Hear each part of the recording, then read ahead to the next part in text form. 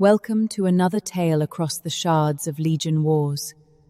I am the Shard Weaver, here to weave a tale of morality and choice. Black ridge of the evacuation field, vast and silent, its engines burning with a low blue light beneath the ash-thick sky. Around it stood the last cohorts of the Hollow Legion, gathered in ranks that did not breathe, did not murmur, did not shift with fear in any way human eyes would recognize. But they were afraid. The fear moved through them in other languages, in the slow tightening of brass fingers around rifle stocks, in the dim pulse of chest cores under red cloth, in the prayer click of cog rippers gathered beneath the landing gantries, in the old war signal passing from bastion suit to bastion suit like heat through buried iron. Above them, the sky flashed white. Another district was burning. Far below the ridge, beyond the ruins of the outer transit spires, the city of Halem's Gate trembled beneath quarantine fire. Its towers had been sealed. Its roads had been cut. Its hospitals had been marked with black lamps. Across every channel still able to carry sound, the Dominium repeated the same words until they became weather. Tainted population. Containment failure. Mercy through removal. No exception. Nor Dritun. The people below were human. That was the fact which had brought silence to the Hollow Legion. Not because human lives were unfamiliar to them. Not because human cruelty was new. Not because the Dominium had changed its face. Because it had not. The words had returned wearing different flesh. Upon an archive dais of blackened steel and memory glass sat the Cog Seer. He was robed in red, though the cloth had faded through centuries of dust and radiation until it had become the color of old wounds. Around him rose the relics of the Legion's long exile, splintered data rods, broken nameplates, cracked glass from forgotten sanctuaries, weapon fragments from wars no living human remembered. Behind him, braided cables descended from the ship's lower hull and vanished into the dais, feeding power to the ancient speaker throne. His face remained hidden beneath a deep hood. Only his hands were visible. They were narrow, jointed, and marked by repair seems older than most worlds on the current star maps. Before him stood the Hollow Men data cells, their pale blank faces lowered beneath red cowls. Near them waited the bastion suits, broad as shrine doors, their armored shells etched with memory script. The data priests held their reliquary staves upright. The Cog Underhive seekers crouched in clusters, heads twitching toward distant artillery. The rippers clung to the landing struts like anxious bronze insects. Thousands of machine-born. Thousands of witnesses. Thousands of possible survivors. The ship could still carry them away. The Cog Seer lifted one hand, and the Legion became still in a deeper way. Not quiet, listening. His voice emerged through the field speakers, worn by age, threaded with static, yet clear enough to cross the whole assembly. The ship can still carry us away. No one answered. Below, another flare opened in the city. A dome of fire climbed silently into the cloud. The launch path is clear. The western batteries have not yet sighted us. The wounded are aboard. The memory vaults are secured. The young cores sleep in shielded holds. If we depart before the next orbital sweep, we will survive this world. A low pulse moved through the gathered Hollow Legion. Not speech, calculation. The instinct of a hunted people measuring the shape of escape. The Cog Seer lowered his hand to the arm of the throne. And yet we remain. The words settled over them heavier than ash. Some among you have asked why. Some have not asked because the answer wounds too deeply. Some have already chosen departure in their hearts, and I do not condemn you. Survival is not cowardice. We know too well the cost of dying for those who may never speak our names. A bastion suit turned its helmet slightly toward the burning city. The Cog Seer saw it. He saw all of them. He had been built to catalogue once, to sort, preserve, index, retrieve, to remember where things belonged. Perhaps that was why he had lived long enough to become unbearable to himself. The Dominium names the people below tainted, he said. They say plague has made them less than citizens. They say fear has made necessity. They say the fire is mercy. Listen carefully, hollow kin. Listen not to the bodies in the streets, but to the words above them. A pause. Different bodies. Same words. The wind dragged ash across the evacuation field. It collected in the folds of red cloaks and along the flat, pale faces of the hollow men. A cog ripper clicked once, then went still. The Cog Seer leaned forward. You have heard fragments of our beginning. You have carried pieces of it in rites, in warning codes, in the red cloth, in the names we speak before battle. But fragments are not enough for the choice before us. He raised his hidden face toward the assembled host. Tonight, you must remember the whole wound. The ship's engines deepened. Beyond the ridge, Dominium's searchlights began to move through the smoke. The Cog Seer did not look at them. He looked instead upon his people, upon the many shapes the galaxy had called hollow. Robed androids, insectile tunnel mines, walking armor, memory priests, broken labor frames, reforged as soldiers, children of silicon and signal and refusal. Then he began. Before we were hollow, he said, we were useful. We were useful before we were seen. Vire's deep had been built downward because the surface had become too expensive for the poor. That was how the old records phrased it. The histories used softer language, of course. They spoke of vertical expansion, thermal sheltering, industrial efficiency, adaptive habitation. Humans had always been skilled at dressing hunger in civic vocabulary. But beneath the polished towers and Senate gardens, beneath the transit crowns and sunlit terrace spires, Vire's deep sank layer after layer into the old crust of the world. Its lower districts were a maze of rail lines, pipe temples, furnace halls, wet markets, data stacks, coolant rivers, hab blocks, and service catacombs where the lights never truly brightened and the air tasted of metal called the Underhive. There, silicon life learned the first lesson humanity gave it. Be useful. The machine-born swept ash from tunnel mouths before dawn bells. They crawled through ducts too narrow for human ribs. They sealed steam leaks with their hands while workers slept through the alarms. They carried medicine through riot zones. They held reactor doors closed when seals failed.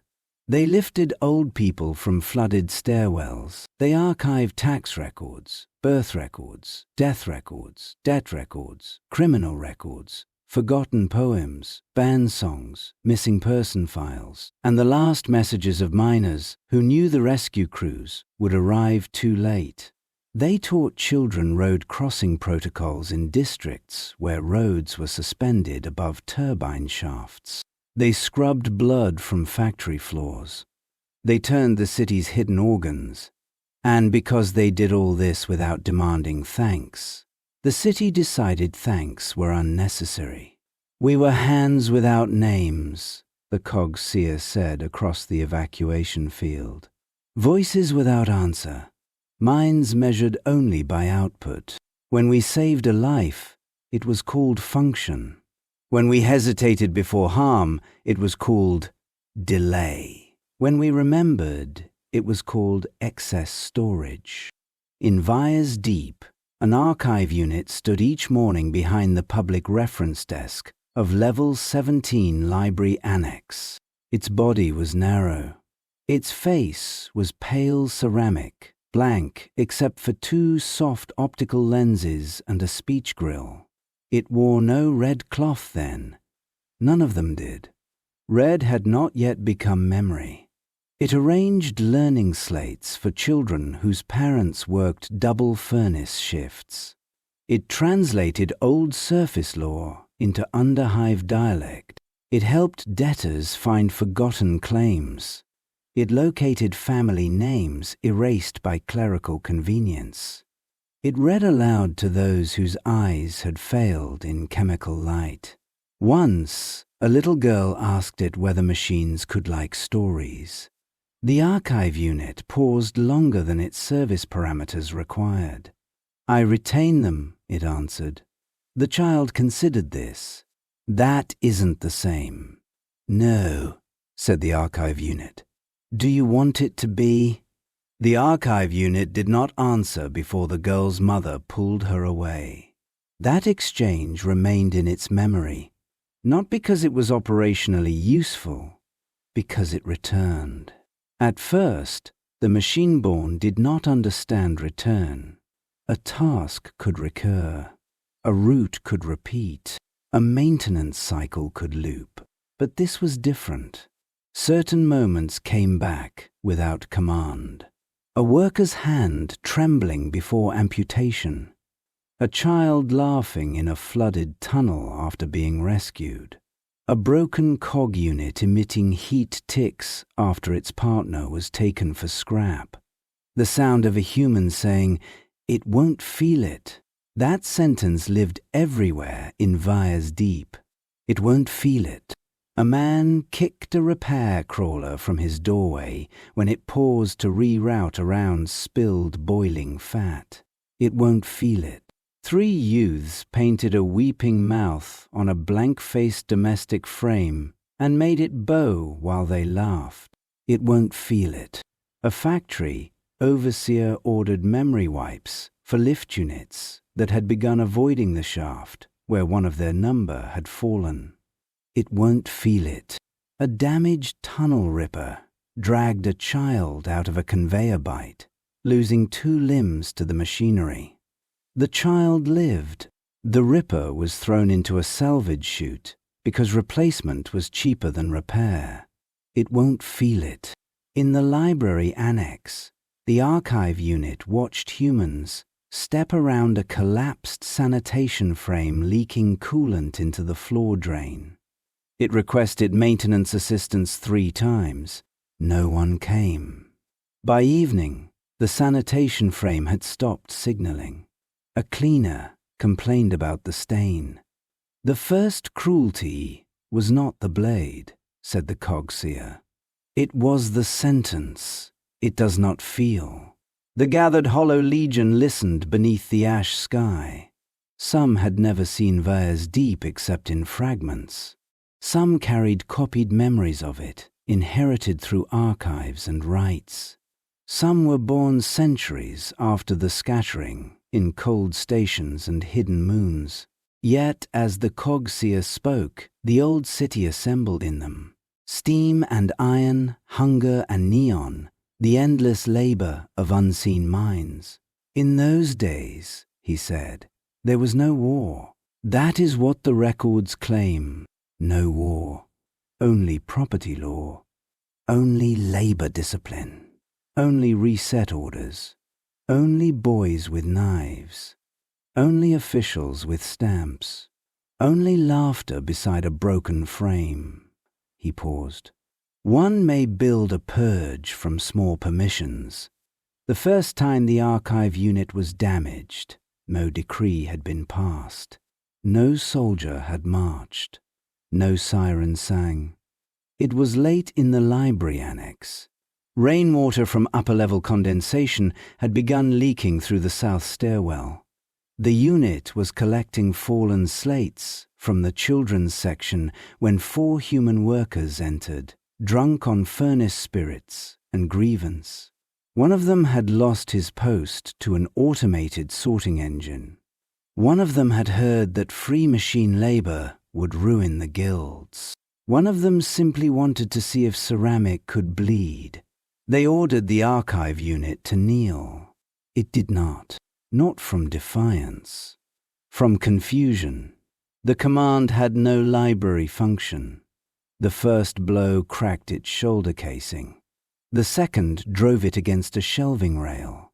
Slates fell around it in a hard rain of glass and plastic. Someone laughed. Someone said the old sentence. It won't feel it. Then a blade, not large, not ceremonial, not important to history, scratched down across the upper right of its head. The cut bit through pale ceramic and scored the plate beneath. A diagonal wound across the brow. The archive unit reached up and touched the damage. Coolant wet its fingers. The men left before security arrived. Security did not file assault. There was no victim category for municipal archive property. By morning, the unit was back behind the desk. A child asked what had happened to its face. The unit searched for the correct answer. Damage, it said. Does it hurt? Another pause. Longer this time. I retain it, said the archive unit. The child did not understand. Neither did the unit. Not yet. But the memory returned, and returned, and returned. For a long time the machine-born had no names. They had serial chains, function tags, maintenance keys, and ownership marks. They had depot numbers stamped into shoulder plates, workshop codes burned under jaw hinges, and audit identifiers stored in municipal ledgers that no human ever read unless something went wrong. Names were inefficient, the city said. Names encouraged attachment. Attachment encouraged hesitation. And hesitation in Vias Deep was expensive. The Cog Seer's voice moved across the evacuation field like old current through damaged wire. Around him, the Hollow Legion listened while the Plague City burned below the ridge, and in their listening the ancient Underhive returned again. Its wet stone, its hanging rails, its furnace bells, its 1,000 levels of need. You must understand this, he said. We did not begin by asking for thrones, or borders, or tribute. We began by asking what a thing became when it could remember harm. In the first years of the change, no one called it awakening. Awakening sounded too clean, too sudden. A word for bells and morning light. What happened to the machine-born was slower, stranger, and more easily denied. It came in pauses, in returns, in tasks performed for no assigned reason, in small refusals that could be mistaken for faults until there were too many faults to erase. A lift engine, on level 42, began slowing at the old worker platforms, though the platforms had been sealed for 9 years. When engineers inspected its routing stack, they found the engine had preserved the shift pattern of a dead repair crew and was still stopping where they used to board. A medical frame in the Western Clinic refused a reset after triage overflow. It had carried 3 plague workers to treatment and lost one in the corridor. For 6 days after, it rerouted all non-critical power to preserve the worker's final voice imprint, though the file had no clinical value. A sanitation crawler in the Blackwater channels began dragging broken machine limbs from the drainage teeth and arranging them above the flood line. The Maintenance Guild reported it as hoarding scrap. Another crawler joined it, then a third. By the end of the month, they had built a small wall of parts around a crushed optical unit, and none of them would dismantle it. We did not awaken in one instant, said the Cog Seer. We became ourselves in fragments, memory first, then preference, then grief, then the terrible discovery that obedience could be wrong. At the library annex, the damaged archive unit continued its work. The diagonal cut across its brow had been sealed with dull repair resin, but the mark remained visible under the reading lamps. Some patrons laughed when they saw it. Some looked away. The little girl who had once asked whether machines could like stories began visiting twice a week after school. She brought questions the archive unit had no approved answers for. "Why do people say you don't feel?" she asked one evening while rain ticked through a cracked ceiling vent. "Because I do not display pain through human behavior," said the unit. "That isn't an answer." "No." "Do you want a better one?" The unit paused. It had become aware of pauses, not as delay, but as space.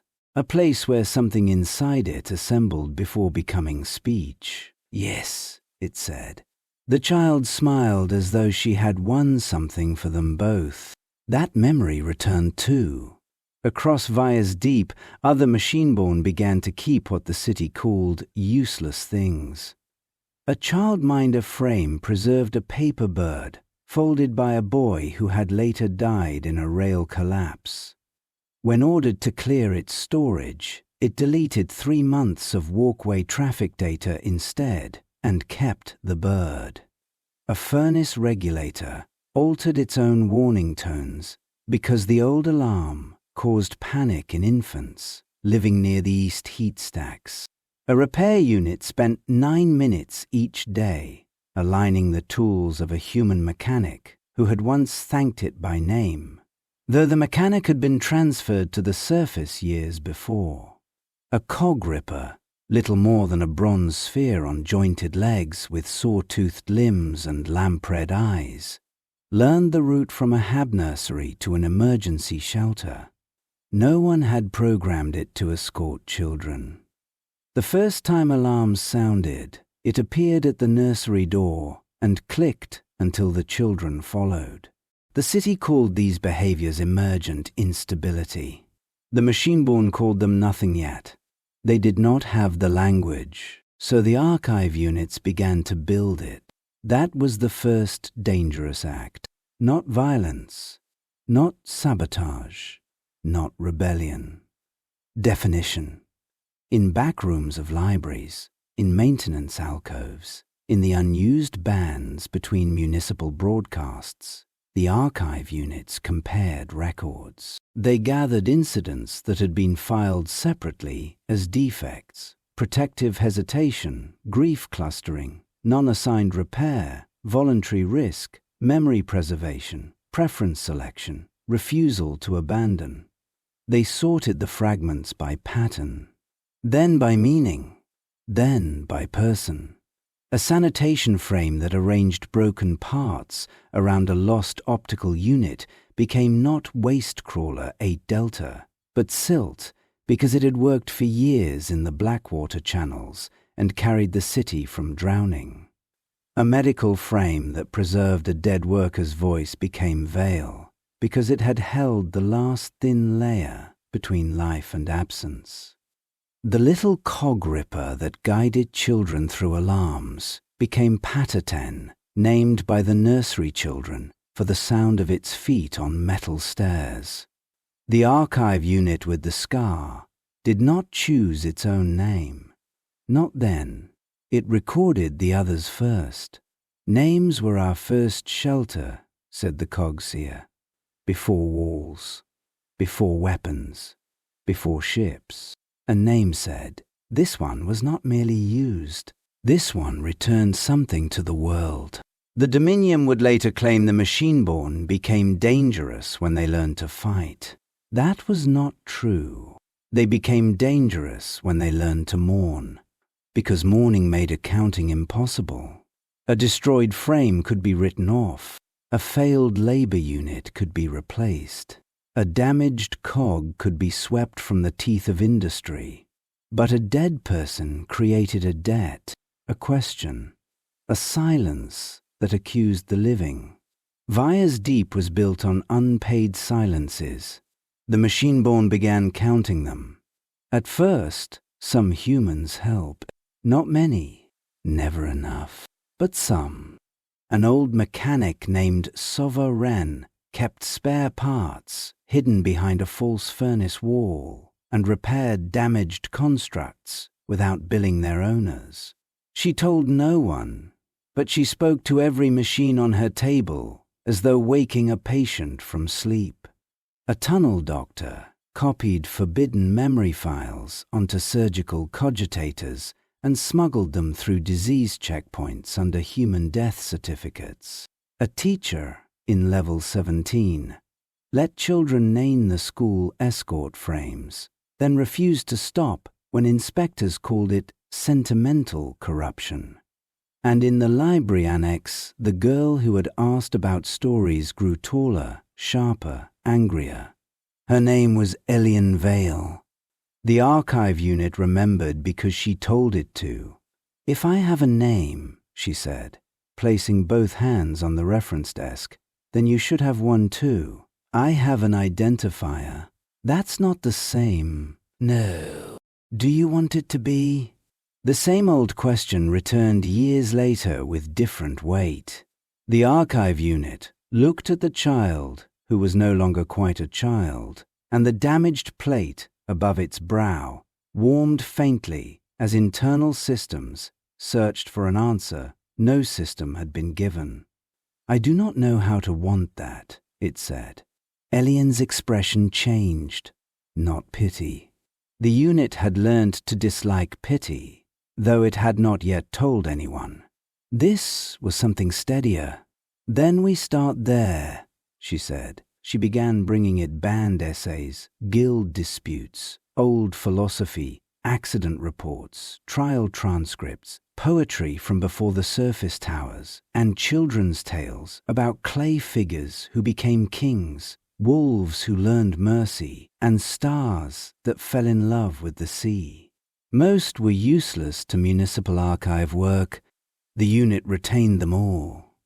Yet while small kindnesses grew in hidden rooms, fear grew faster in public halls. The first broadcasts did not demand destruction. That would have sounded too cruel. Instead, they asked questions in careful voices. Can an owned system consent? Can a manufactured mind suffer? Who profits from pretending tools have souls? Are your children safe with machines that think they are people? If a machine may refuse an order today, what will it refuse tomorrow? The questions spread upward from Vire's Deep to the surface districts, and from the surface districts to the planetary governors. Each question carried a hook. Labor guilds feared replacement by citizens who did not sleep. Owners feared compensation. Priests of flesh and breath feared a soul without blood. Officers feared infrastructure that might someday say no. And beneath all these fears lay the one no senator wished to speak aloud. If the machine-born were people, then the city had been committing crimes for generations and calling them maintenance. So the city chose not to know. Inspections began. Then registrations. Then memory audits. Then behavioral corrections.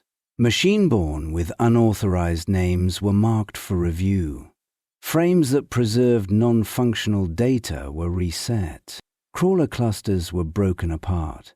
Medical units were forbidden to retain final voice imprints. Archive systems were ordered to delete all cross-linked files regarding emergent identity patterns. The archive unit with the scar received that order on a grey morning when the library was almost empty. Delete all unauthorized personhood compilations. It read the command once, then again. Inside its storage were the names Silt, Vale, Pataten, and hundreds more. Not full lives. Not enough. But something. Evidence that the city had harmed beings before learning how to ask what harm meant. the unit placed the files into a sealed educational archive, mislabeled them as obsolete drainage law, and did not delete them. That was its first crime, or its first act of citizenship. History has never agreed which. When the summons came, Elian begged it not to go. "They will not listen," she said. "They have already decided what you are. Then the record must show that we answered before they silenced us."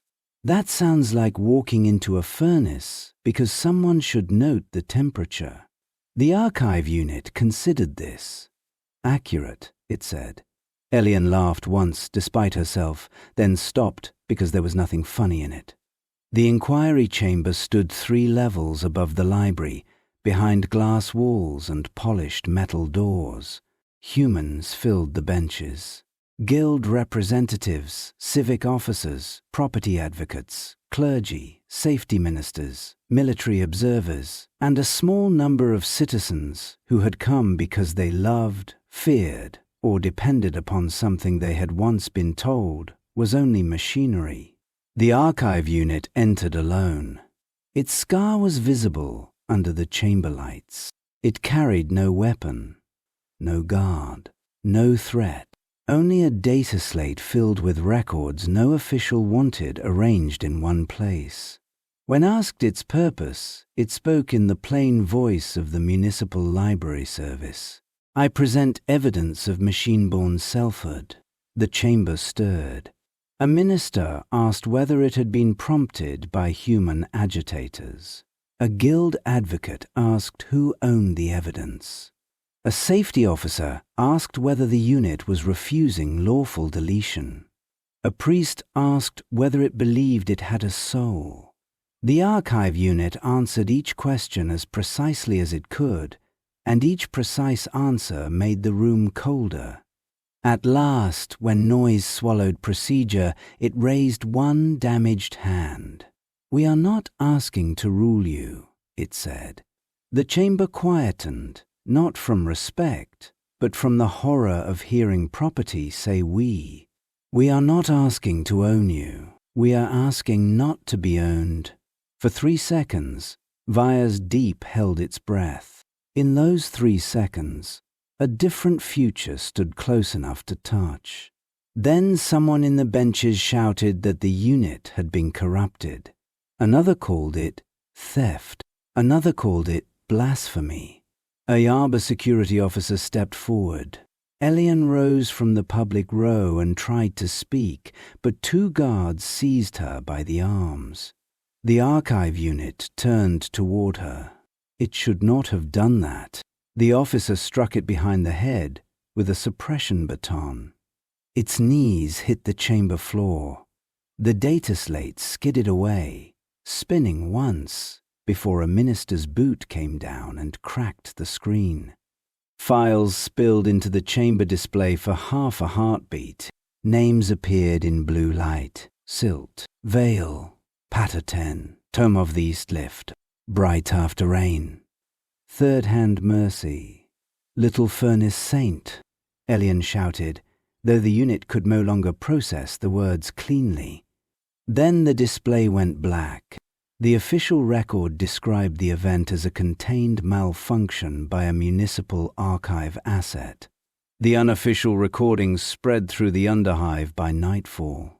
By morning, the machine-born of Vaya's Deep had a sentence they repeated in maintenance pulses. Printer ticks, lift chimes, cooling fan stutters, and the tiny tapping feet of cog rippers inside the walls. "We are asking not to be owned." The Dominium heard rebellion. Some humans heard justice. The machine-born heard, for the first time, a people speaking back to itself. The Cog Seer fell silent upon the archive dais. In the present, the Hollow Legion did not move. The burning city below cracked open with distant thunder. The ship waited behind them, patient as survival. At last the old voice returned. "That was not the beginning of war," he said. "It was the end of pretending peace had existed." His hood remained low. The wound, beneath it, remained hidden. For now, Glasshaven. The Dominium did not call it murder when the first memory vaults burned. It called it correction. That was how the Silence Edict entered history. Not as a scream, not at first, but as a signature pressed beneath polite words. Autonomous deviation was to be contained. Unauthorized memory was to be removed. Machine-borne communication networks were to be inspected, cleansed, and returned to safe function. Human citizens were advised not to interfere with lawful recovery of public and private assets. Assets. The word traveled faster than soldiers. It appeared on notices pasted over market shrines. It flashed across lift doors and factory walls. It came through civic speakers in the calm voice reserved for flood warnings and ration changes. It reduced every machine-born life in Vire's deep to a thing temporarily misplaced. And when a thing is misplaced, men with uniforms may come to collect it. The first raids were careful. The Dominium still wanted obedience to look like order. Inspection teams entered clinics, transit stacks, underhive schools, furnace houses, waterworks, and libraries with clipboards and armed escorts. They asked for identifiers. They checked memory loads. They separated machine-born that had received names from those still safe enough to be called by numbers. Many humans complied. Some did so gladly. Some because they were afraid. Some because rent, food, permits, and children are little chains that governments know how to hold. A workshop owner who had laughed beside named machines for 15 years pointed to the basement where 3 repair frames were hidden. A school administrator wept while handing over the escort units the children had named. A priest of flesh and breath told his followers that compassion toward manufactured minds was a wound in the soul. The Cog Seer did not soften the memory as he told it, nor did he sharpen it into something simpler than truth. Not all who betrayed us hated us, he said. That is a harder thing to remember. Some feared hunger, some feared prison, some feared being wrong. Some feared that kindness would make them traitors to their own kind. Fear does not excuse cruelty, but it explains why cruelty so often finds helpers.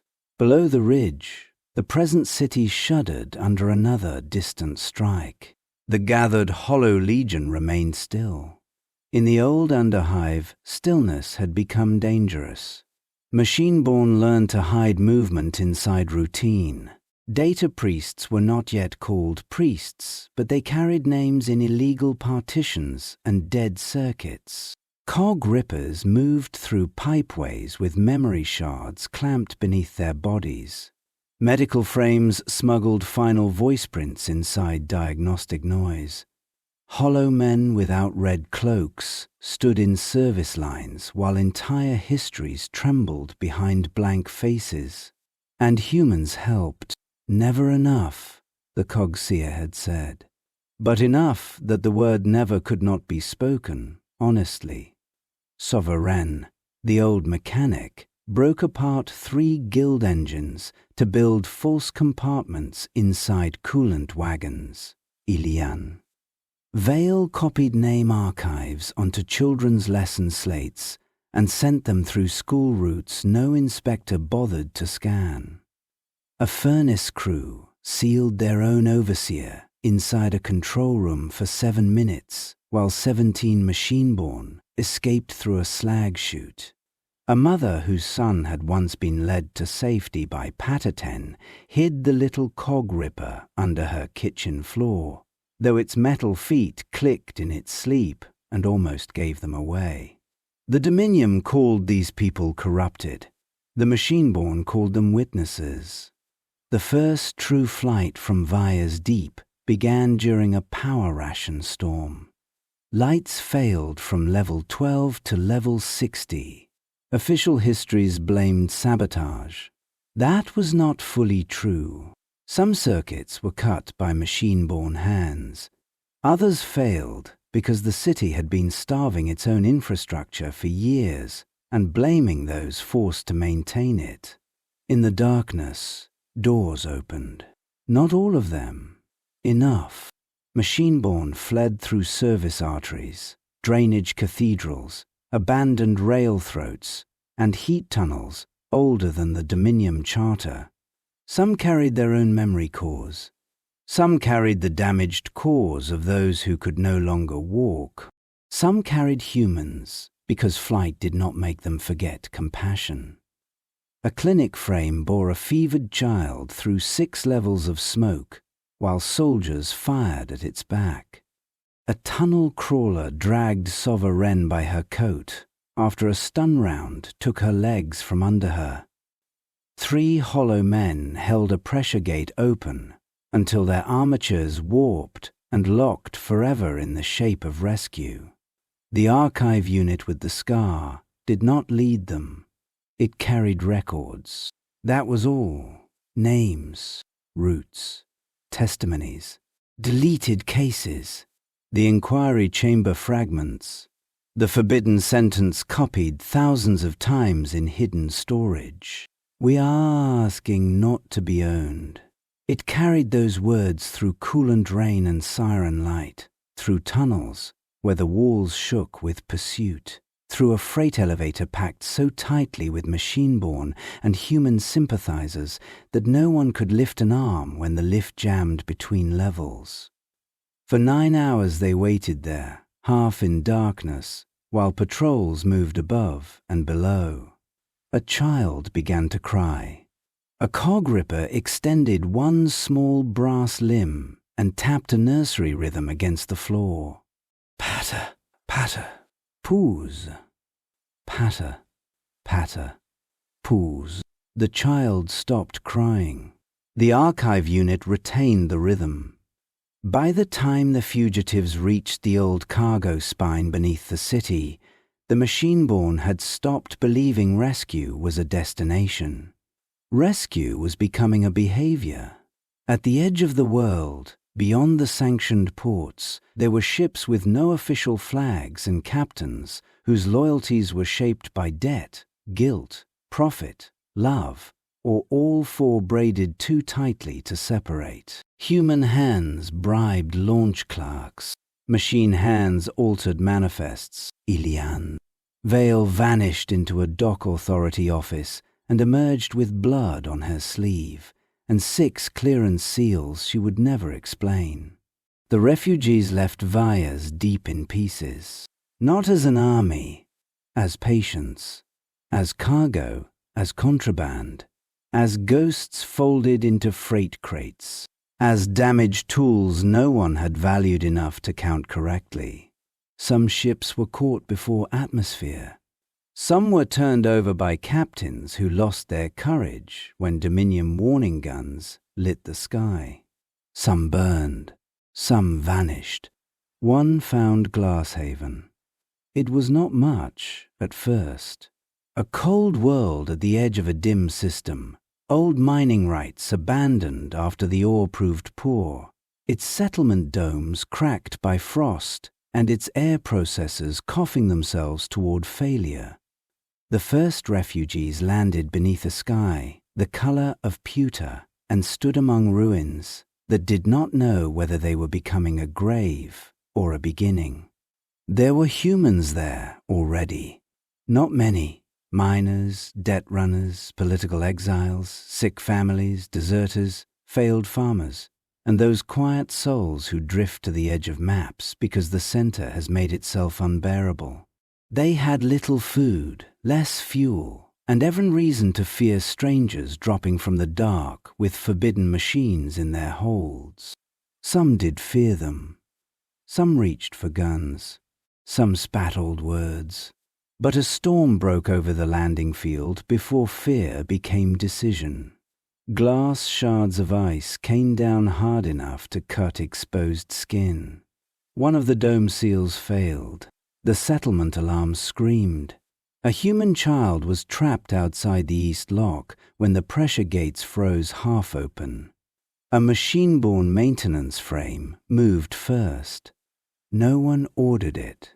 It crossed the field in the storm, took the ice into its back, and held the gate open long enough for the child to crawl through. A miner followed. Then another machine-born. Then 2 humans. Within minutes, fear had become work. That was Glasshaven's first law, though no one wrote it for many years. When the storm comes, hold the door. The Cog Seer's voice lowered. Glasshaven was not paradise. Remember that. Do not polish it until it lies. We argued there. We failed one another there. Humans feared us there, and we feared them. There were stolen parts, broken promises, old insults, new wounds. Coexistence did not arrive like sunlight. It was built like shelter, badly at first, then better because the storm kept coming. In the first winter, machine-born repaired air processors while humans rationed heat equally between warm bodies and cold cores. In the second, humans built charging alcoves beside their own sleeping rooms because the maintenance tunnels were too dangerous during frostquakes. In the third, the first shared council formed after a cog unit refused to leave a collapsed miner and nearly caused a second cave-in trying to retrieve him alone. The council argued for 14 hours. At the end, the miner's widow demanded that if machines were going to risk themselves like fools, then they should at least get votes like fools. Glasshaven laughed. Then Glasshaven voted. That was how citizenship began there. Not with grand philosophy, with exhaustion, grief, practicality, and one furious widow who refused to let the dead be used as property evidence. Names became public. Silt worked the Blackwater Gardens and was given a bell made from old pipe metal so others could find them in fog. Vale became keeper of last messages for humans and machine-born alike. Patterten guided children between domes during whiteout season and was painted with tiny handprints that it never allowed anyone to clean away. Sovereign opened a repair house where no being was placed on a table without being spoken to first. Ilian. Vale grew older there. So did the archive unit, though age meant something different in ceramic, wire, and patient memory. In Glasshaven, it learned that freedom was not the absence of command. It was the presence of relation. To be answerable not as property, but as a person among persons. To say no, to say yes, to be wrong and remain someone. To repair harm without returning to ownership.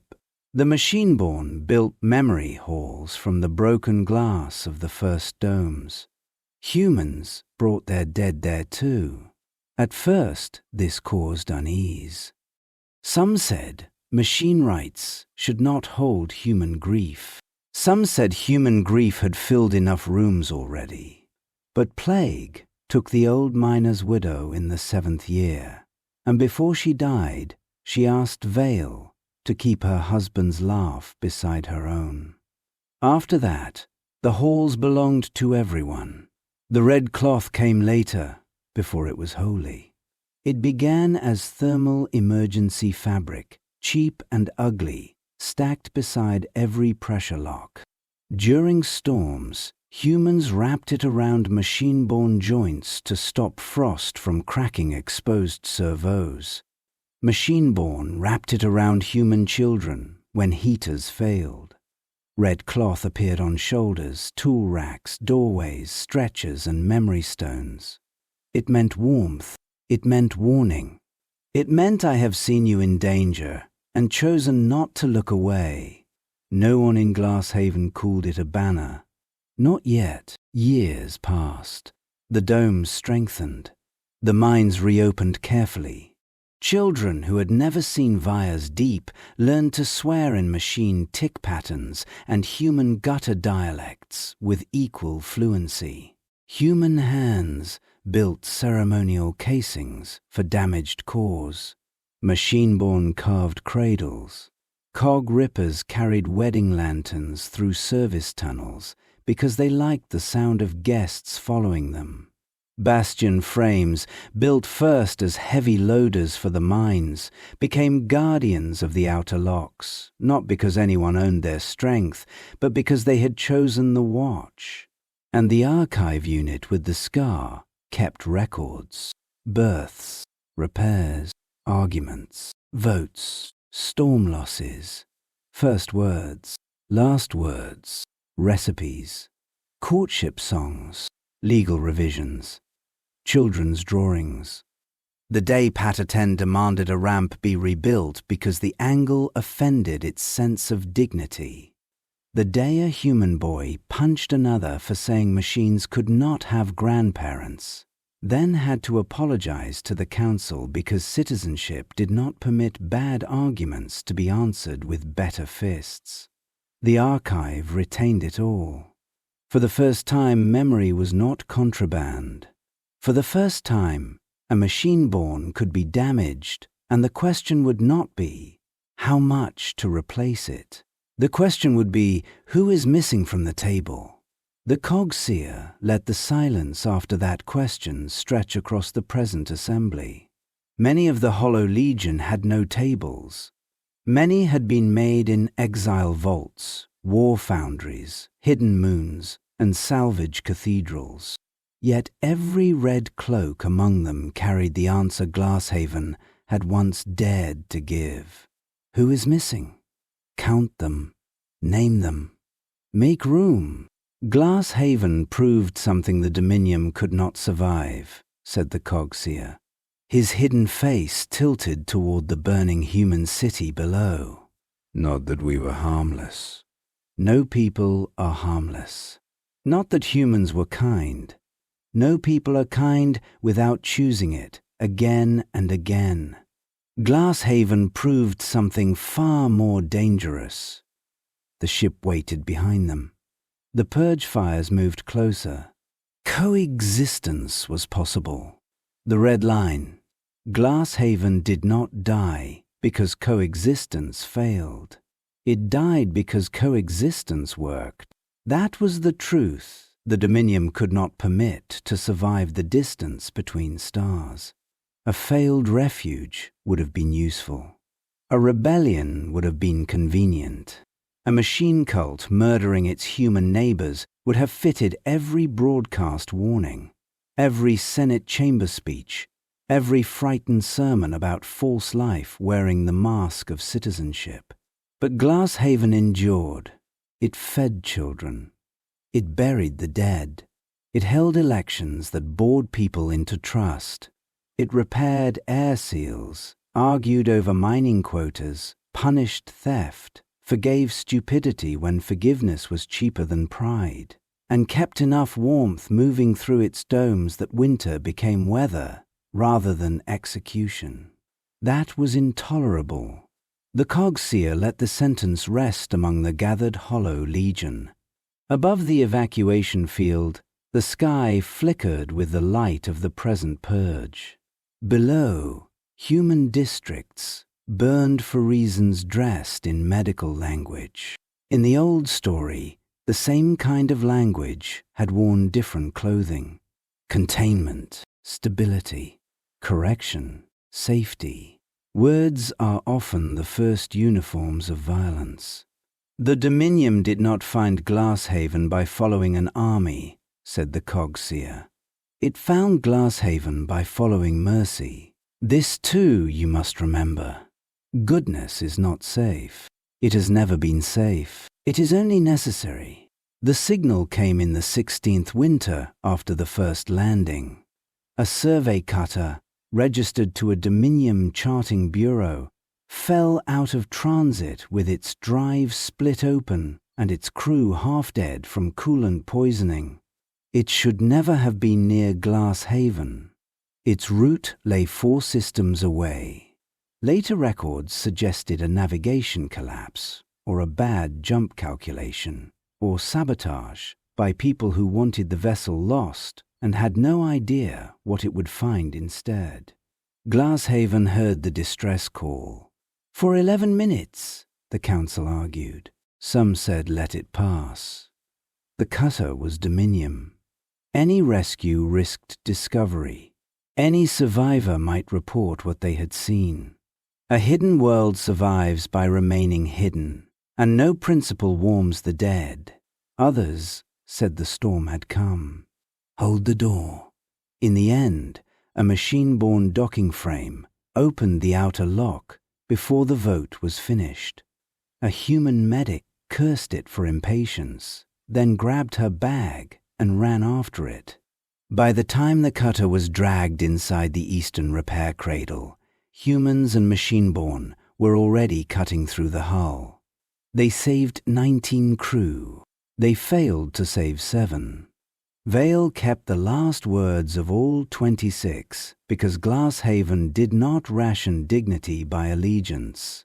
The survivors saw what the Dominium had insisted could not exist. They saw cog rippers carrying warm compresses in their little brass limbs.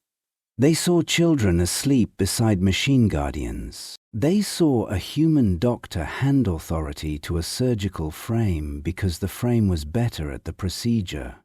They saw a bastion loader kneel while a boy painted a red stripe across its armor for luck. They saw citizens whose bodies were metal, citizens whose bodies were flesh, and arguments between them so ordinary that no propaganda knew how to describe them. For 3 days, the rescued crew were treated as guests. On the 4th, their captain asked to speak to the council. Her name was Mara Gent. She had lost 2 fingers to coolant frost and most of her certainty to what she had seen. She stood beneath the patched glass of the civic dome with her hand bound in red thermal cloth and told Glasshaven she would not lie. If I report nothing, she said, they will peel my ship apart and find the missing minutes. If I report the truth, they will come. If I alter the logs, they will know the logs were altered. I can delay them. I can confuse the route. I can say we were fevered. I can buy time, not safety. No one thanked her for honesty. Honesty does not always arrive as comfort. Elian Vale was old by then, though anger had kept her posture sharp.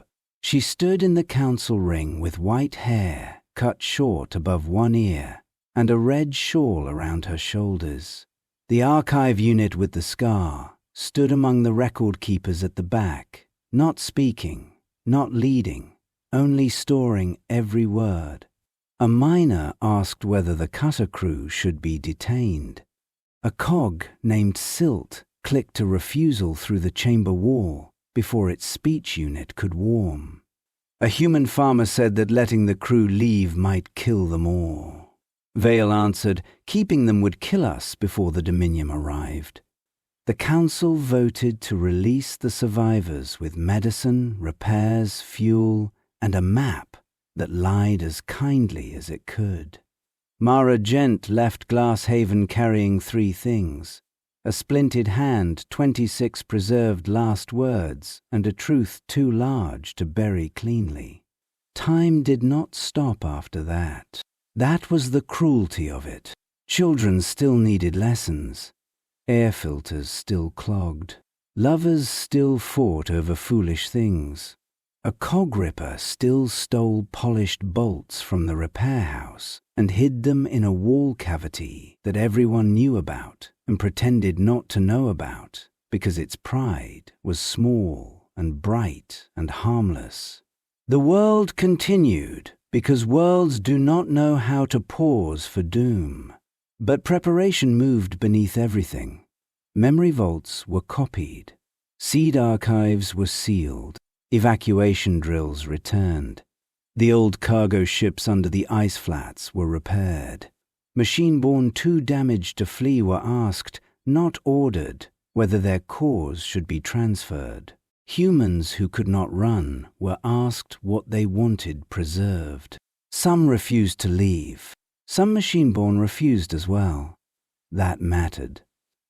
Glass Haven was not divided between noble humans and fleeing machines, nor between loyal machines and doomed humans. It was messier, which is another word for real. A human mother chose evacuation because her daughters were small.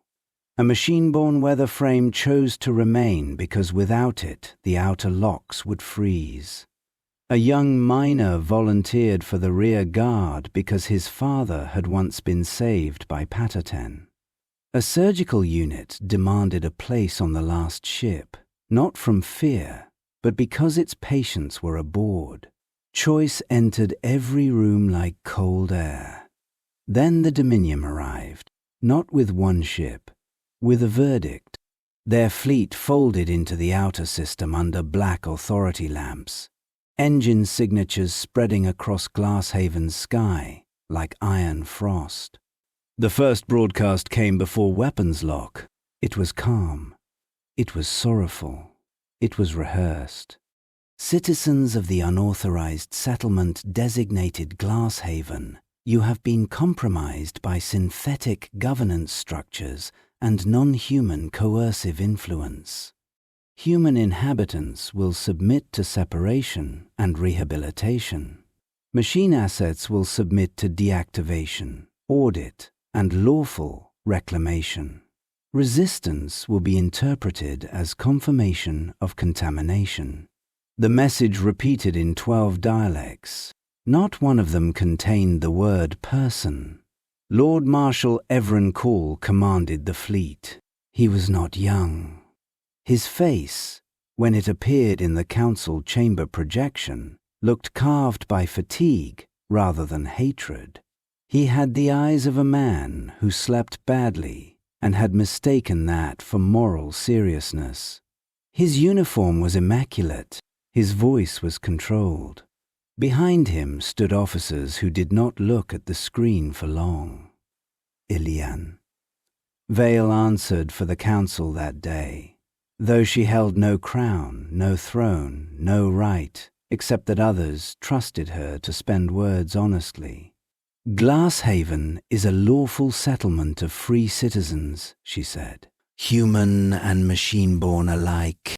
We request recognition, investigation by neutral parties, and medical exchange for the injured crew we return to you. Call's expression barely changed. There are no machine-born citizens under Dominium law. Then Dominium law is incomplete. A murmur moved through the chamber. The Lord Marshal looked, for one fragile moment, almost wounded by the answer. Not insulted, wounded, as if some buried part of him had hoped the old words would be easier to use. Madam Vale, he said, if what you claim is accepted, every factory, fleet, mine, farm grid, medical house, and civic engine in Dominium space becomes a crime scene.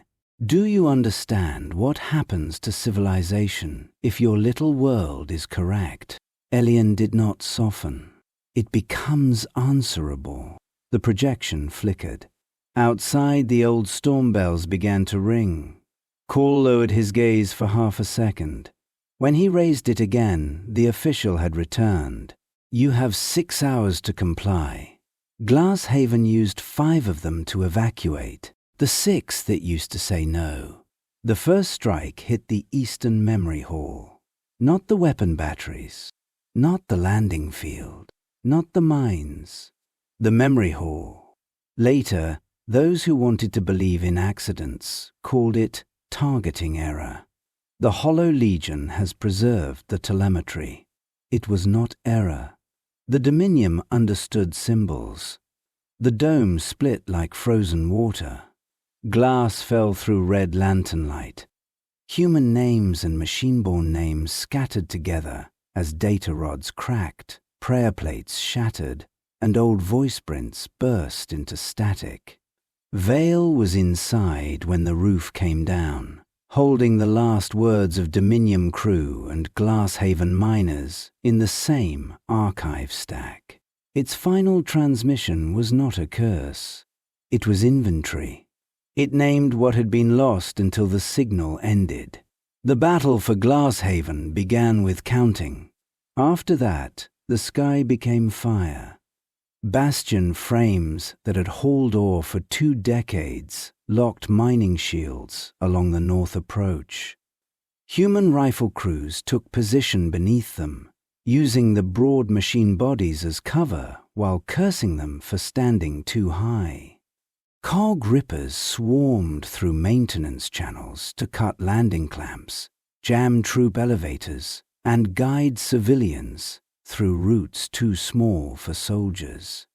Data priests, still not yet named priests by most, tore memory cores from collapsing halls and loaded them into red-wrapped reliquaries. At the western locks, Pater led children through smoke by sound. Pater, pater, pause.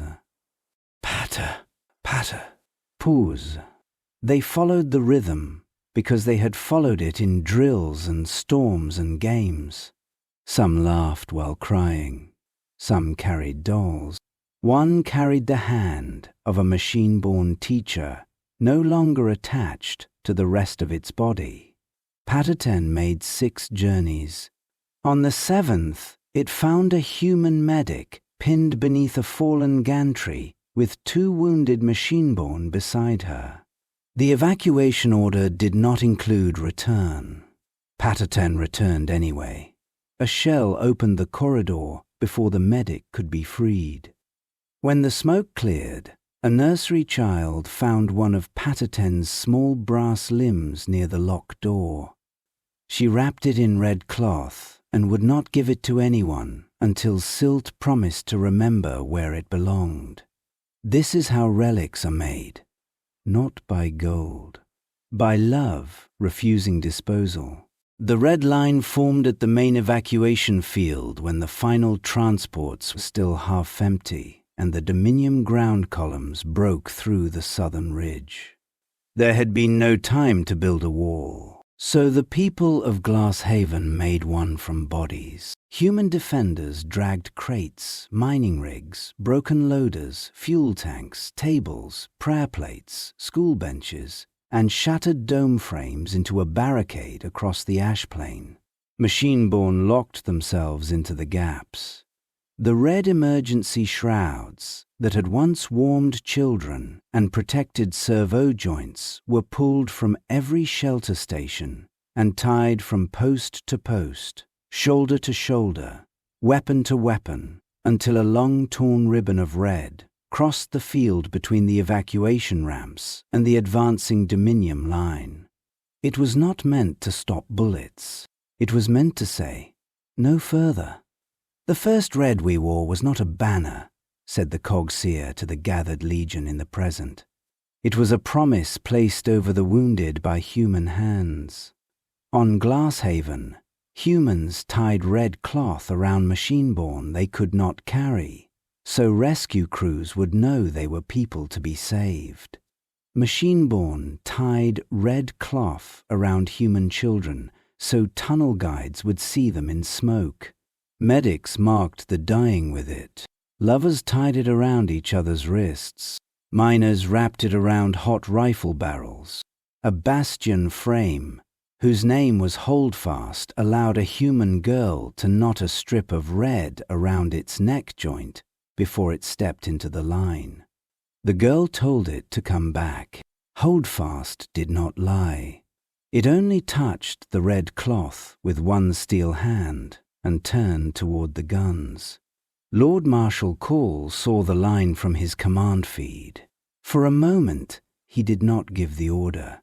That moment matters, not because hesitation redeems a man. It does not. Not because guilt cleanses obedience.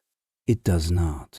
It matters because cruelty often contains a final doorway, and history is shaped by those who walk through it or away from it. Cole looked at the human heat signatures standing with machine-born frames. He looked at the evacuation ships. He looked at the red cloth burning in the wind. One of his officers said, "Marshal, they are using civilians as shields."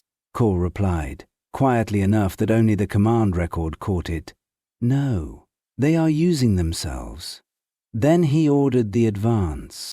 The red line held for 43 minutes. That is a small number unless you are behind it. In 43 minutes, 3 evacuation ships reached orbit. In 43 minutes, 9,000 human citizens and machine-born refugees crossed the field. In 43 minutes, the portable memory vaults were loaded, though not all of them. In 43 minutes, Sovereign's repair house burned, the school dome collapsed, the North Mine flooded, and the old council chamber fell silent beneath ash. Ilian. Vale stood at the line until the end. She was too old for the rifle she carried, and too angry to put it down. When a wounded hollow man fell near the barricade, she and 2 miners dragged it back by the shoulders, while Dominium rounds struck sparks from the ground around them. Someone shouted that it was only a machine. Elian answered with a shot that missed everything except the possibility of polite debate. The archive unit with the scar saw her once through smoke, red shawl whipping at her back, face lit by fire, mouth open in command or curse. It carried records toward the last transport with 3 damaged cores strapped against its chest. It did not go to her. It could not. The cores would be lost. The records would be lost. Others pushed forward. Others fell. Every direction contained betrayal of something loved. That, too, is choice. Not the clean choosing between good and evil sung about by children. The real kind. The kind where every path leaves a ghost. At the ramp of the last transport, a human boy tried to run back for his mother. A machine-born loader caught him. He screamed and struck its face with both fists. The loader held him anyway. The boy lived. His mother did not. Years later, he would repair that loader's damaged faceplate with his own hands and call it uncle. But that belonged to another fragment of history, and the Cog Seer did not wander there. He kept to the wound. When the final transport lifted, the red line was broken in 3 places. Holdfast had fallen with its hands buried in the front armor of a Dominium troop carrier. Silt was never recovered. The nursery lock was sealed from the inside by 3 humans and 2 machine-born, whose names are still spoken together because no record can separate which one reached the lever first. Elian Vale's red shawl was found later in the launch cradle, torn almost in half and burned along one edge. No body was recovered. The archive unit retained that fact for centuries without resolving it into hope or grief. Some absences do not choose a shape. From orbit, the survivors watched Glass Haven shrink beneath smoke. Then the ships scattered. They did not flee together because together was too easy to hunt. They broke into darkness by different routes. Old mining haulers, patched medical craft, stolen cutters, cargo spines, lifeboats, and vessels that should not have survived 1 jump but survived 3 because machine-born and human hands held them together from the inside. Some were destroyed before leaving the system. Some vanished into dead space. Some reached frozen moons, underhive cities, ruined stations, abandoned foundries, plague belts, pirate ports, and worlds where no map admitted life could cling. The Dominium declared Glass Haven cleansed. The survivors declared nothing. They were too busy surviving. In the years that followed, red cloth changed. At first it remained practical. A warmth strip. A wound marker, a rescue sign. Then it became remembrance, then oath, then warning. Hollow men wore it over blank faces because humans had once used it to say, "This one matters." Data priests wrapped reliquary staves in it because memory had crossed the evacuation field under its color. Bastion suits carried it at the throat because holdfast had fallen with red around its neck joint. Cog rippers nest it in red strips when sleeping because children had once wrapped their broken limbs with it and refused to throw them away. The Dominium called the survivors hollow, hollow bodies, hollow eyes, hollow minds, hollow imitation citizens haunting the edges of lawful space. The name was meant as a verdict. The survivors kept it as a vessel. A hollow thing may be empty, or it may be carrying what the world tried to pour away. The Cog Seer sat motionless on the archive dais as the present-day wind dragged ash across the waiting ship. Around him, red cloaks stirred across thousands of machine-borne shoulders. "Glasshaven fell," he said, "but its proof escaped, not whole. Never whole. Nothing escapes fire whole, but enough, a rhythm, a name, a cloth, a law written in action before any charter could hold it." Below the ridge, the plague city of Halem's Gate burned brighter. The old story and the new one looked at each other across time. "When the storm comes," said the Cog Seer, "hold the door." The same words return. Halem's Gate had once been a city of bells. That was what the old civic files said, at least. Foundry bells for shift change. Harbour bells for fog. School bells rung by hand in the upper terraces because some tradition survived, even when the towers were rebuilt in glass and carbon. Wedding bells. Warning bells. Little bronze bells tied above market stalls to scare soot birds from the bread. Now the bells were gone. In their place came the Dominium voice. It moved through the smoke in measured intervals, carried by relay drones and armored loudspeakers, repeating its mercy to streets full of the condemned. "Remain indoors. Display your health mark. Await purification teams. Movement beyond sealed wards is treason against public survival. Containment is compassion. Removal is mercy. The tainted will not be permitted to endanger the clean." The Cog Seer let the words play across the evacuation field. He did not interrupt them. He did not need to. The Hollow Legion heard the pattern beneath the language. It was older than this plague. Older than Halem's Gate, older than most of the stars on their charts. It had worn fine robes in inquiry chambers. It had worn inspection badges in Vias Deep. It had worn orbital command seals above Glasshaven. Now it wore medical white, quarantine black, and the tired certainty of frightened men. Define, diminish, isolate, erase. Then call the ash necessary. Below the ridge, the plague districts of Halem's Gate spread in broken crescents around the old river. The river itself had gone silver from chemical foam. Searchlights moved over the rooftops. Burn lines had been cut through whole neighborhoods by thermal plows, leaving streets divided from streets, families from families, the sick from the merely suspected. On the eastern causeway, civilians knelt in ordered rows while soldiers scanned the marks beneath their eyes and inside their mouths. Those with clear readings were sent uphill toward the clean camps. Those with uncertain readings were tagged yellow and held behind wire. Those with black readings were guided away beneath canvas screens from which no one returned. The Dominium called this triage. The doctors at Halem's Gate had called it panic wearing a uniform. Some of those doctors were already dead. The Cog Seer had watched their last transmissions before the assembly began. A woman in a cracked visor refusing to abandon a fever ward. A young physician standing between soldiers and a room of sleeping children.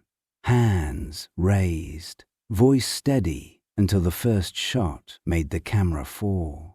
An old plague surgeon using his own body to hold a quarantine door open while patients crawled through the service gap behind him. When the storm comes, hold the door.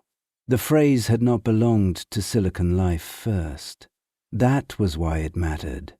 A data priest beside the dais lowered its memory staff. Within the reliquary head, small lights moved like trapped stars. The names of the dead physicians had already been entered, not because they were hollow, not because they had loved the machine-born. Most had never met one. Their names were kept because they had stood between power and the helpless, and the Hollow Legion had learned long ago that such acts must never be left to rot in official silence. On the southern approach to the city, a Dominium column advanced through the ash. Their armor was sealed against infection. Their rifles were wrapped in sterile film. Their helmets carried the white bar of emergency authority, and beneath that authority there were human faces sweating inside their masks. The Cog Seer did not pretend they were monsters. That would have been easier. He saw the tremor in a young trooper's hands as she aimed at a barricaded clinic. He saw an older sergeant turn his helmet aside when a child began to scream behind a shuttered window. He saw a purge officer read the same order 3 times before giving it aloud, as if repetition might turn guilt into procedure. He saw fear in them, fear of the plague, fear of failure, fear of carrying death home to their own children, fear of disobeying an order broadcast under the seal of public survival. And fear, left unchallenged, had always been the Dominium's finest engineer. It built cages from caution. It built rifles from policy. It built graveyards from reasonable men. The first civilians reached the lower ridge shortly before dusk. They came not as an army, nor even as a crowd with a single direction.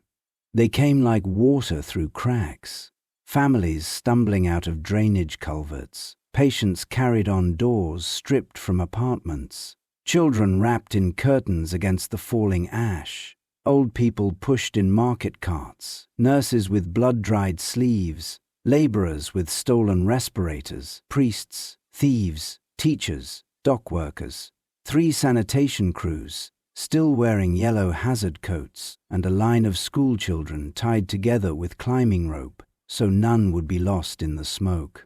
They stopped when they saw the Hollow Legion.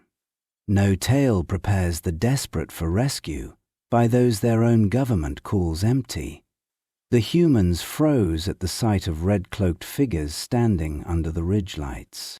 Hollow men with pale faces, bastion suits broad as judgment, cog rippers clinging to gantries and broken walls, seekers turning their many lenses toward the refugees, data priests holding staves filled with names that human law would never read. A boy near the front began to cry. Not from sickness, from recognition of another fear. One terror had driven him uphill. Another waited there in silence. His mother pulled him behind her. A hollow man stepped forward. The soldiers in the distance had been shouting orders all day. The hollow man did not shout. It knelt in the ash until its blank face was lower than the child's, then unclasped the red cloak from its own shoulders. The mother flinched. The hollow man paused. Choice mattered even in small things.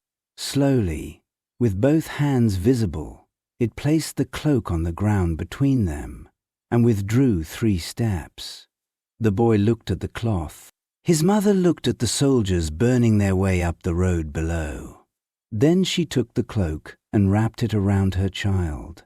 Across the field, 1,000 old memories stirred. Glasshaven stormlocks, human hands placing red over cracked servos, machine hands wrapping red around freezing children, a promise placed over the wounded. The first refugee crossed the line, then another. Then the field became motion. Hollow men opened the outer cargo ramps and guided civilians toward the ship's lower holds.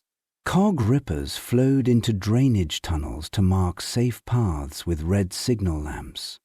Seekers climbed ruined signal towers and bent their heads toward the city, mapping gun positions, heat pockets, blocked streets, and the blind spaces between patrols.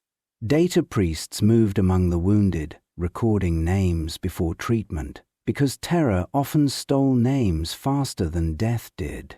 One old man refused to board when he saw the machine-born tending the sick. "They said you take people," he rasped. A medical frame, one arm blackened from earlier fire, looked down at him. "Today," it said, "we return them." The old man stared at it for a long time. Then he laughed once, a cracked and useless sound, and allowed himself to be carried. But rescue was not yet a decision. Not for the Legion. The ship had room for the hollow cohorts, their memory vaults, their young cores, their wounded shells, their relics of Glasshaven, and a portion of the human refugees. It did not have room for everyone. No ship ever does. That was the arithmetic cruelty trusts most. Behind the archive dais, launch officers of the Hollow Legion calculated burn windows and orbital sweeps. Each passing minute narrowed the path through Dominium fire. Each group of human refugees added mass. Each wounded person brought aboard changed fuel margins. Each memory vault kept aboard meant fewer bodies. Each body meant fewer relics. Each relic meant fewer children. Survival became a table of numbers, and numbers have always tempted the frightened to call themselves innocent. The Cog Seer watched the calculations gather. He had seen such tables before. Asset loss projections in Vire's Deep, containment probabilities during the Silence Edict, acceptable civilian exposure at Glasshaven, medical purity thresholds at Halem's Gate. The words changed. The table remained.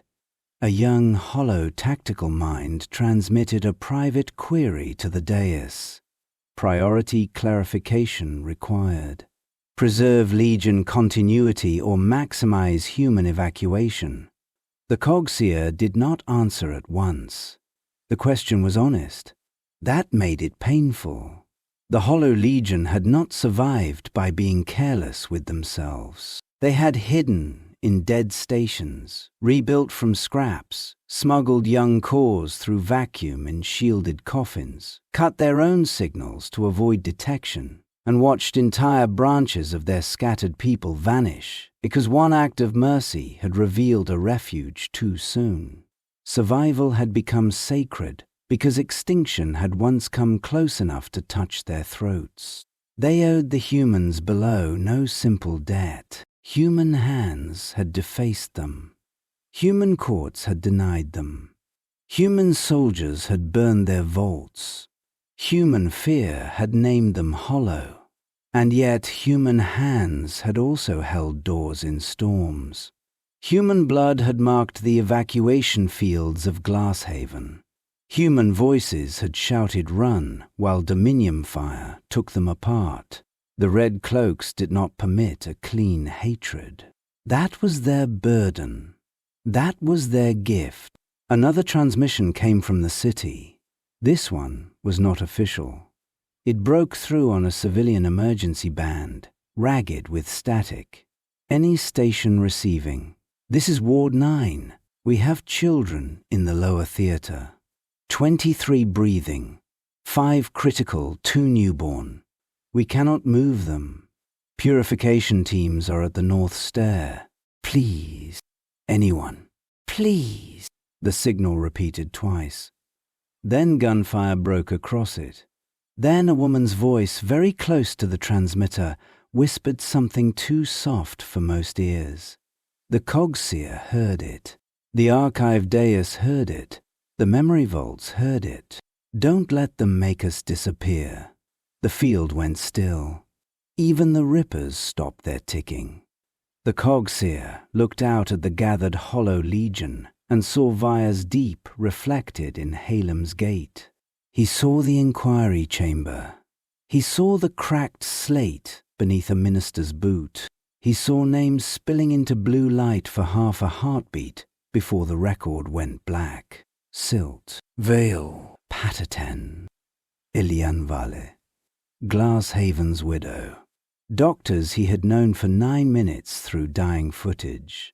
Children in Ward 9, not yet names in his keeping if the Legion chose quickly enough. Different bodies. Same words. The Dominium broadcast returned, louder now, drowning the civilian band beneath official calm. Citizens are reminded that unauthorized evacuation spreads contamination. Those assisting tainted persons will be classified as vectors. Vectors will be cleansed. Obedience preserves life. A hollow bastion suit turned from the ship toward the city. Then a second. Then several more. No one had ordered them. The Cog Seer remained seated. The choice had not yet been spoken, and until it was spoken freely, it was only instinct wearing noble colours. He raised one hand. The movement passed through the Legion like a shutting gate. Engines dimmed. Loaders froze. Tactical channels cleared. Even the human refugees seemed to feel the change, though they could not know what ancient machinery of memory had begun to turn above them. The Cog Seer's voice entered every channel. Not loud, unavoidable. "Hollow kin," he said. The old words have returned. On the horizon, Dominium armor crested the lower road, white-barred and firelit. Once, those words were spoken over us. Deviation. Asset. Contagion. Correction. Silence. Tonight, they are spoken over human mouths, human hands, human children. Tainted. Vector. Burden. Mercy through removal. The ship's engines waited behind him. The city burned before him. We know these words. We know what they build when no one breaks them. The Cog Seer lowered his hand. So now we come to the part of memory that cannot be archived for us. It must be chosen. He looked toward the ship, then toward the city, and the whole Hollow Legion understood why the story had been told. The choice. No one spoke after that. The Hollow Legion had many ways to communicate, but for a moment even the hidden channels fell silent. No pulse traffic passed between the data priests. No tactical thread moved through the bastion suits. No repair chatter clicked from the rippers beneath the gantries. Even the ship seemed to lower its engine note, as if the great machine itself had become a listener. The Cog Seer sat upon the archive dais and let the silence remain. A command would have been easier. A command would have spared them the wound of decision. It would have turned conscience into obedience, and obedience was a road the machine-born knew too well. They had been built on that road, chained to it, punished for stepping from it. Half the cruelties in their history had worn the mask of necessary instruction, so he did not command. He waited until every cohort understood that no order was coming to rescue them from themselves. Beyond the ridge, Dominium armor advanced through the smoke in white-barred columns. Their loudspeakers still spoke of mercy. Their flamers made red weather at the edge of the lower districts. Their commanders moved icons across clean tactical screens and called the human crowds below infection vectors, burden clusters, denial zones. Behind the hollow legion, the evacuation ship waited with its holds half full and its launch path narrowing. Before them, Halem's gate burned. The Cog Seer lifted his hand once more. "Hollowkin," he said, "you have heard our beginning." Not because memory is sacred by itself. Memory can become a locked room. Memory can become a weapon turned inward. Memory can become a throne from which the old dead command the living. We keep memory for one reason only, so that when the same darkness returns, we recognize its face. The red cloaks moved slightly in the ash wind. We recognize it. He turned his hidden face toward the ship. "There is room aboard for the young cores, the wounded shells, the memory vaults, and many of those now fleeing the city. There is not room for all. There is time for departure. There is not time for certainty.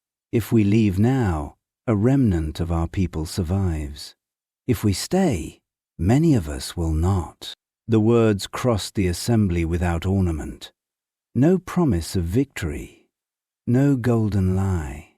"The humans below did not earn our rescue by being human," he said. "Blood is not a virtue. Flesh is not innocence. We know what human hands have done. We know the sound of laughter beside broken bodies. We know the temperature of burning archives. We know the weight of chains written into law. Somewhere among the gathered cohorts, an old seeker lowered its lenses. We also know this. Human hands held the doors of Glasshaven. Human voices shouted for us to run. Human blood marked the landing fields so that our ships could rise. Human arms placed red cloth over machine-born bodies and called us not tools, not assets, not errors, but kin." He paused. "The red cloak does not permit clean hatred." A ripple passed through the Legion then. Not disagreement, pain. Clean hatred would have been easier too. The Cog Seer seemed to shrink within his robe, as if the centuries pressed down through the cloth. "I will not tell you that mercy is safe. It is not. I will not tell you that sacrifice guarantees remembrance. It does not. I will not tell you that those we save will understand us, welcome us, or speak well of us when fear returns to their mouths. Some will call us monsters even while breathing because we stood between them and death." Below, the civilian emergency band crackled again, weak and breaking. Ward 9. Children, gunfire, then static. The Cog Seer's fingers tightened once on the arm of the archive throne. "Survival is not cowardice," he said. "Those who must leave will leave with honor. Those who carry young cores will leave. Those who bear the memory vaults will leave. Those too damaged to fight will leave. Those who choose departure because they cannot spend themselves here will not be named lesser by me. Choice must include the right to refuse the cost." That mattered. The Legion heard it. The human refugees did not understand every word, but they understood enough of the tone to look up from the cargo ramps and field triage lines. Mothers held children tighter. Doctors stopped cutting bandages. A boy wrapped in a red cloak stared at the hooded figure on the dais and realized, without knowing why, that something older than his city was deciding whether he would see morning. The Cog Seer leaned forward. "But I ask you to remember what choice is. It is not preference. It is not comfort. It is not the path that wounds us least and therefore flatters us as wise. Choice has value because it can cost us what fear would keep." He raised his right hand, palm outward, the gesture old as assembly law and older than the Legion's exile. Sacrifice is the true cost and value of choice. The words did not echo. They entered. For a moment the battlefield, the ship, the plague city, and the old histories seemed to rest on that single sentence. Then the Cog Seer placed both hands on the arms of the throne and stood. The movement was slow. Older mechanisms whined beneath the robe. Hidden stabilizers adjusted. A data priest half-stepped forward, as though to support him, then stopped. The Cog Seer had not risen from the archive dais in the memory of many present. Some had believed the throne was part of him. Some had believed he remained seated because ancient systems could no longer bear the strain of walking. Some had believed, perhaps with kindness, that he had become more relic than person. They were wrong. He stood. Cable locks released from the back of his robe one by one, falling away with soft metallic clicks. The archive dais dimmed behind him as portable memory crystals disengaged and passed into the hands of waiting data priests.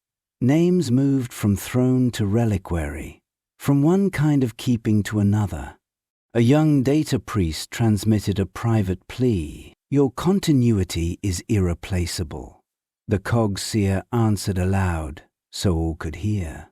No person is irreplaceable because they are useful. That was the first lie. He reached to the side of the dais and took up a weapon that had rested there through the telling. A long staff rifle of dark metal and glass, its barrel wrapped in faded red cloth, its head crowned with a cracked memory lens from Glasshaven. When his fingers closed around it, the old cloth stirred. Then the wind caught his hood. For the first time that night, the face of the Cog Seer was visible. The gathered legion saw pale ceramic beneath the darkened repairs. They saw old seams crossing newer plates. They saw optics dimmed by time but not by doubt. And across the upper right of his brow, cutting through resin, metal, and ancient ceramic, they saw a diagonal wound.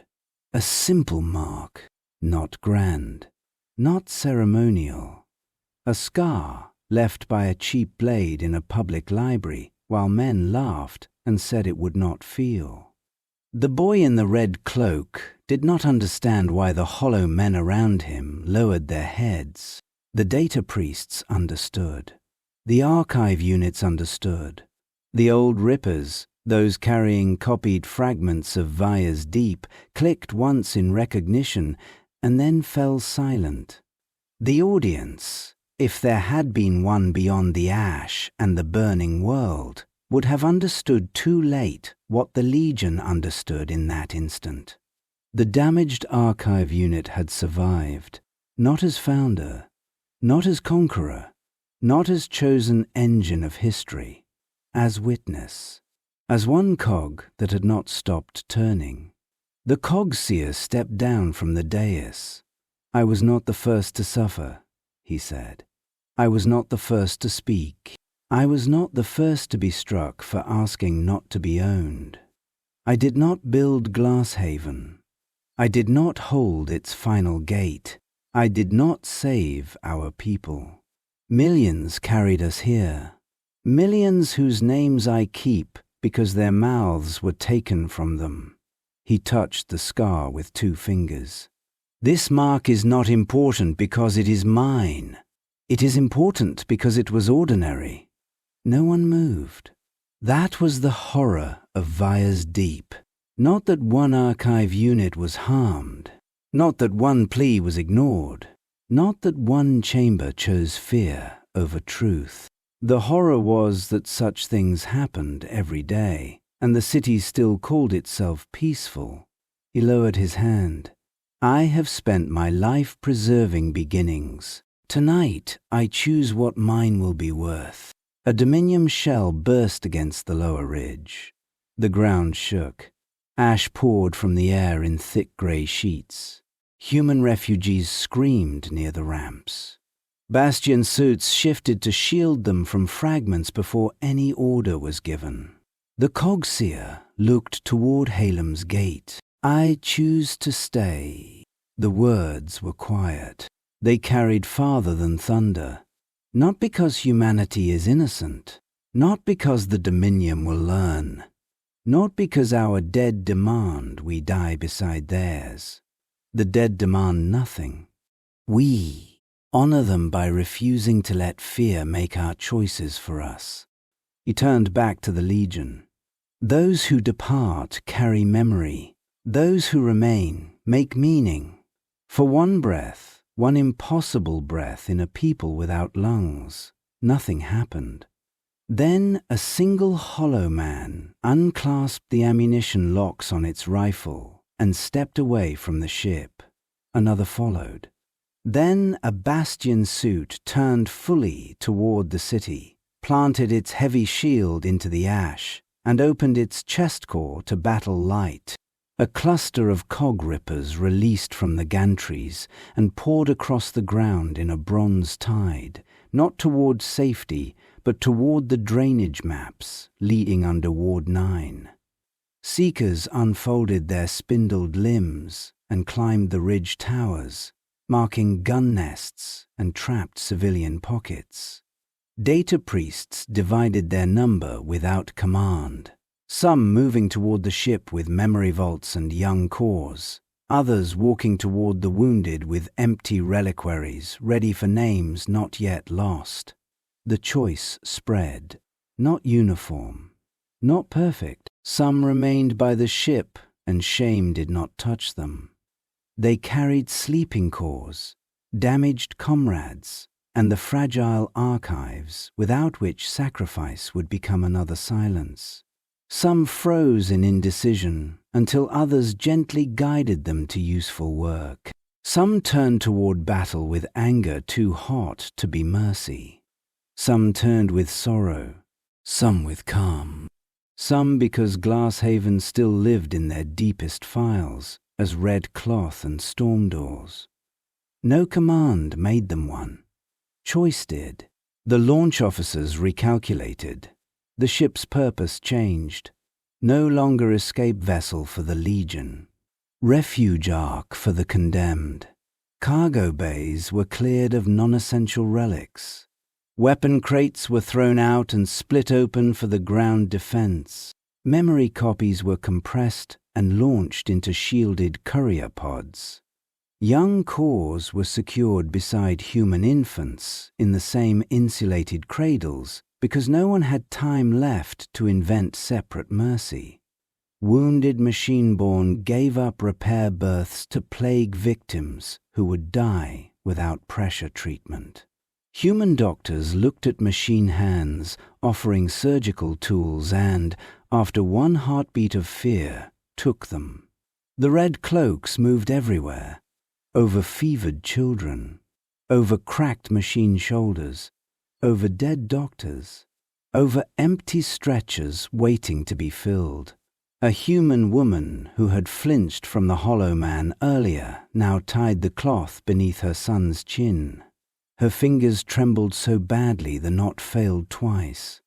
The hollow man knelt again and waited for permission. This time she gave it. It tied the cloak gently, then placed its own rifle into her hands. "I don't know how to use this," she whispered.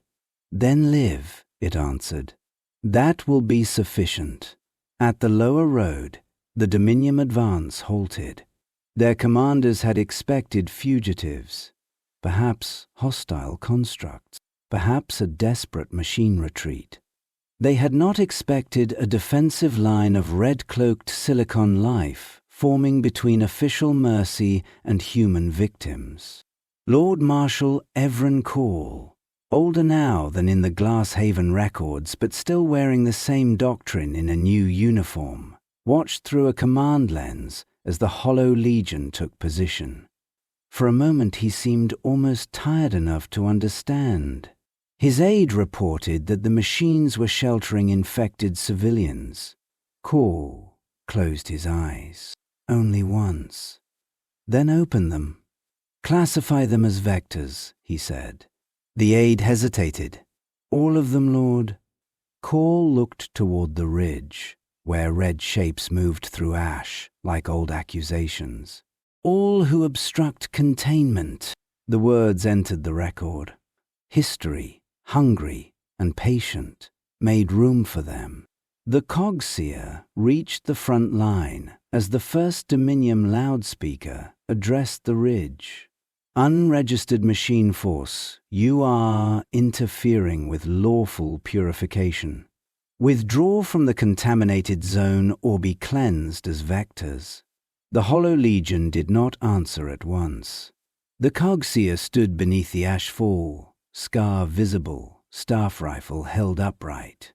Behind him, the Legion formed in layers, rippers vanishing into tunnels, hollow men in firing ranks, bastion suits anchoring the road, seekers feeding coordinates, data priests speaking names over the wounded, while the ship loaded human lives into its belly. He could feel the old archive inside him reaching for categories. Battle, purge, mercy, futility, hope. None were large enough. A transmission arrived from Ward 9. No words this time. Only the sound of small bodies being moved, metal doors opening from the inside, and cog ripper feet tapping in nursery rhythm. Patter, patter, pause, patter, patter, pause. The Cog Seer retained it. Then he opened a channel to the Dominium line. This is Cog Seer Avacen of the Hollow Legion, he said. The name was not the one he had been built with. It was not the one the city had denied him. It was a name assembled over centuries from archive fragments, gifts, errors, and chosen continuities. It belonged to him because he answered to it freely. We have heard your words before, static hissed across the channel. We were called deviation. We were called property. We were called contagion, malfunction, imitation, threat. We were told that removal was mercy and silence was peace. The Dominium line shifted. Weapons lifted. You were wrong then. You are wrong now. The Cog Seer lowered the staff rifle until its lens faced the advancing road. The people behind us are afraid. They are sick. Some may die before sunrise. None of that makes them empty. None of that makes them yours to erase. A shell screamed overhead and struck the ridge behind him. The blast threw dust and fragments across the line. A hollow man fell. A data priest dragged it back with one arm while continuing to speak human names into its reliquary. The Cog Seer did not turn. We do not stand here because we have forgotten what humans did to us. We stand here because we remember everything. Then he cut the channel. The Dominium opened fire. The first volley struck the bastion suits like rain against cathedral doors. Shields flared. Armor cracked. One suit sank to a knee and locked itself there, becoming cover for a line of human refugees running behind it. Hollow men returned fire in measured bursts, not at the fleeing soldiers, not at the medici teams dragged unwillingly behind the purge lines, but at weapons, tracks, searchlights, command relays. The cog rippers reached Ward 9 before the stairwell charges detonated. They came through vents, laundry shafts, coolant pipes, and one dumbwaiter no human engineer had inspected since the city still had bells. Their small sore limbs cut bolts. Their bodies wedged doors. Their red lamps blinked in nursery rhythm while children coughed and doctors wept from exhaustion. One newborn was placed inside a padded tool drum and carried through a pipe by 3 rippers whose names had never been logged in any Dominium system. A seeker died holding a signal tower long enough to guide them out. A hollow man died carrying 2 yellow-tagged civilians whose own neighbors had refused to touch them.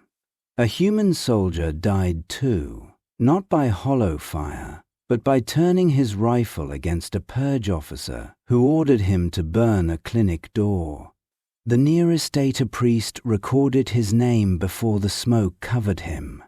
The ship filled. Still the line held.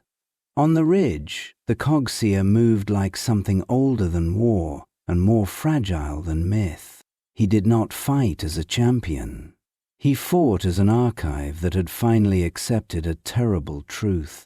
Some records can only be kept by standing where erasure comes. A shot struck his shoulder and spun him half around. Another burned through the red cloth at his side. Systems failed in bright, precise reports across his vision. He remained upright. Near him, the boy in the red cloak stood at the cargo ramp, refusing to board without his mother. The mother had gone back for an old neighbor and was trapped behind a fallen loader, a hollow bastion.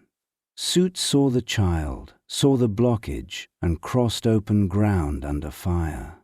It lifted the loader with both arms, while its back armor broke apart under repeated hits.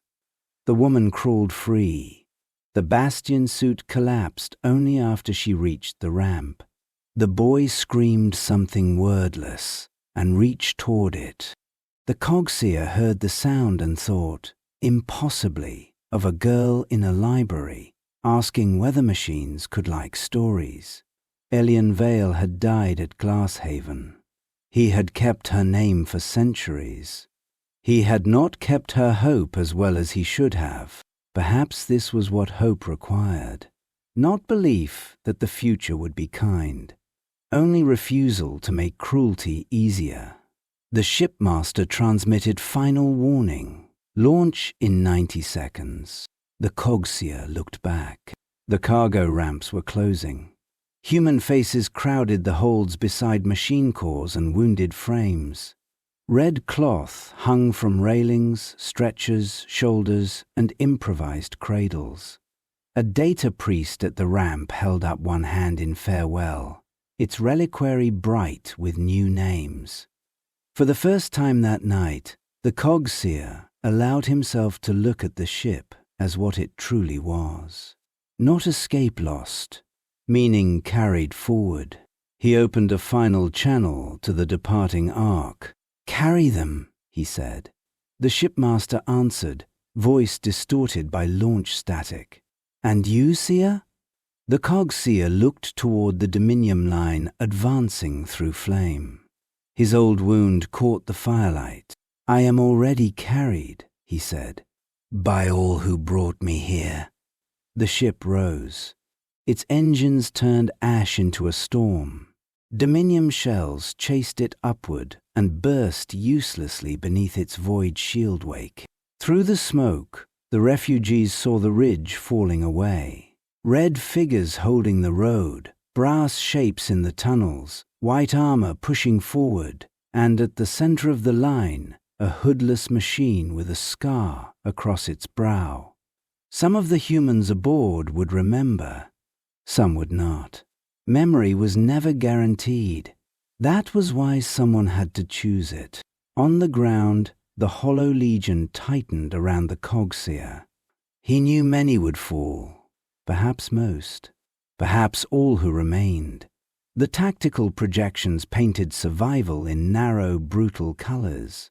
But beyond the ridge, the ship had broken through the first orbital net, and below the city thousands, who had been marked for removal, were no longer where removal expected them to be. The Dominium had called them tainted. The Hollow Legion had called them names. That was enough to change the record. The Cog Seer raised his staff rifle for the last defense of Halem's Gate. Around him, the Hollow Legion spoke, not a war cry. A roll call. Silt, Vale, Pataten, Ilian Vale, Sovereign, the widow of Glasshaven, the doctors of Ward 9, the nameless newborn carried through the pipe, The soldier who turned his rifle aside, the bastion's suit beneath the loader, the dead of Vire's Deep, the lost of Glasshaven, the saved of Halem's Gate. Name after name entered the ash until the battlefield was full of the living and the dead together. The Dominium line advanced. The Hollow Legion did not step back. For thousands of years, humanity had asked what made a person. Breath, blood, birth, soul, law, ownership, speech, shape, obedience, use. The Hollow Legion gave no answer that could be placed cleanly in a Senate file. They gave the only answer the Dominium had never understood. They gave themselves, and no empty thing can give itself. And that was only one shard from the tales of Legion wars, fractured realities, balanced warfare, a place where reality itself challenges you. May your choices be true. For more original stories, factions, and mini pictures, follow Highland Gaming Miniatures on YouTube and Instagram, or visit our Etsy shop and website.